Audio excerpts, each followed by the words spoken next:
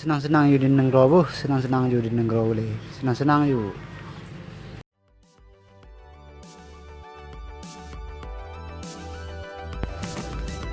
Tengok galak, pegot pupu yang jut, pegot yang manga-manga di negara you, cok yang papah you deh.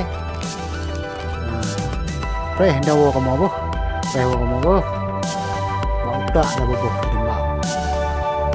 Kianat mendung.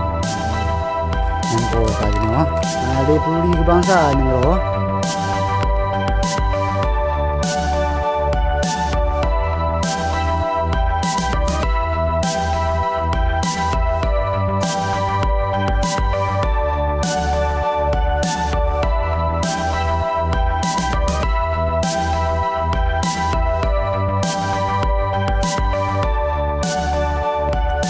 Ada boleh fikir, kerana yatim boleh fikir, kena janda boleh fikir.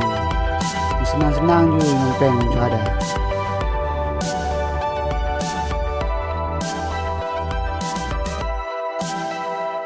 Preh mentau minang kamu bisa apa? Preh mentau kamu bisa. Kau kamu selesai nang royong hanali. Preh mentau minang.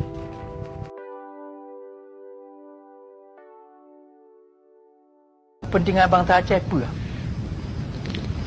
Pundak nyo nanggro Aceh, tanah Aceh, hanajiat dijacok oleh bangsa lain. Hanjut bangsa Gop dari belah laut ia jajah katanya. Nyo kepentingan nasional Aceh jangan dapat tun. Ludah yang berkata nyo ronyo pun nanggro Aceh naik perintah oleh bangsa luar. Nyo mana ji kata bangsa Aceh hana dapat tun kepentingan kebangsaan Aceh, kepentingan nasional Aceh ke hana dapat ko. Kata bawa kesalahan.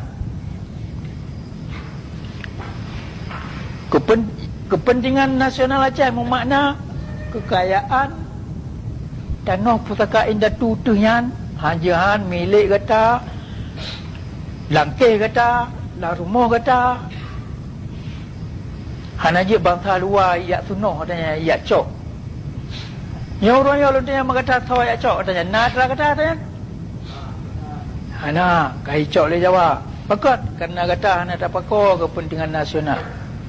Mudah tepa bidang kepentingan nasional. Istilah kepentingan nasional, hantam dah dengar lantik pula. Hana ipurno. Padahal nyo dalam pendidikan Aceh, perkara-perkara anak kamu bisa, anak kamu bisa, anak preh macam di dunia di negara, anak preh di negara, anak kamu bisa, si ate kamu bisa.